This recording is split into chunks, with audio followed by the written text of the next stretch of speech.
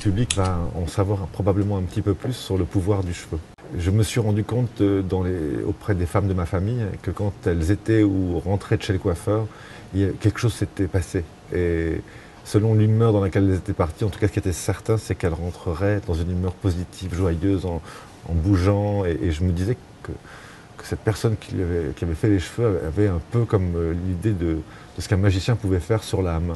Et je pense que ça a contribué évidemment à mon envie d'être coiffeur. Voyons, laissez-moi réfléchir.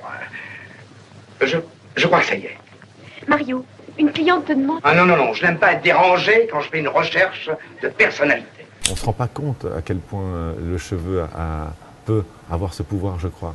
Certaines personnes s'en rendent compte et d'autres moins, ce qui est normal aussi. Ça fait tellement partie de nous.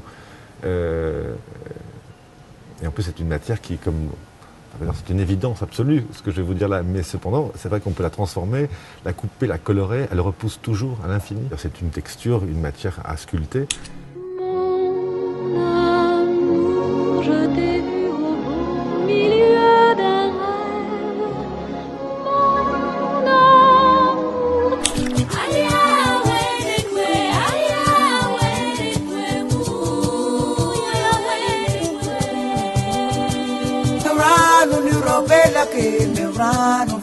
Ce qui me plaît beaucoup dans ces deux images, c'est que ce sont des opposés culturels. Ces femmes, culturellement, sont opposées dans leur vie, dans leurs habitudes, et en tout cas, elles ont en commun le fait de prendre soin d'elles, de prendre soin de leurs cheveux et de les porter comme un accessoire. Et en fait, en effet, ce que je ressens, c'est que le cheveu, pour moi, évidemment, est un accessoire de mode, et en particulier, je vous dirais même le plus important, parce que c'est quand même aussi le seul que vous ne pouvez enlever.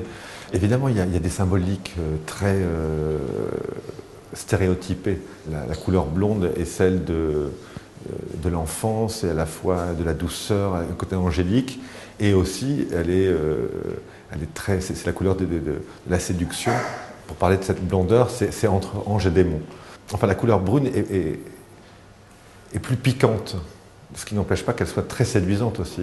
Mais très piquante, c'est un autre style de femme, celles qui font peut-être passer le message différemment. Et puis il y a les roux, qui est une couleur ouvertement flamboyante, qui est le rouge quelque part, même si ce n'est pas forcément un rouge, mais un orange, ou peu importe les nuances, mais qui représente particulièrement le feu et le côté un peu sulfureux, probablement aussi. Mais au milieu de ces trois nuances, il y en a des dizaines, et on peut aussi en créer autant que l'on le souhaite.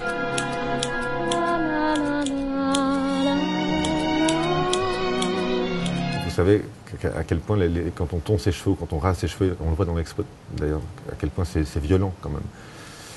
Donc, mais est-ce que c'est pour partir dans une religion, et dans ce cas-là, c'est quelque chose de joyeux et de gai?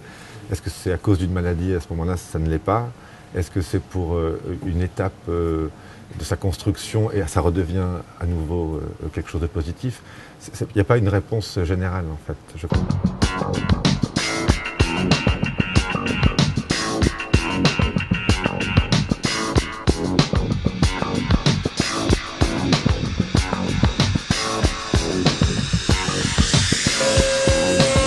J'aimerais qu'on aille vers un monde où l'homme ne soit plus victime de sa calvitie, que certains hommes s'en amusent, d'autres s'attristent, et toutefois ne s'ouvrent pas d'autres possibilités.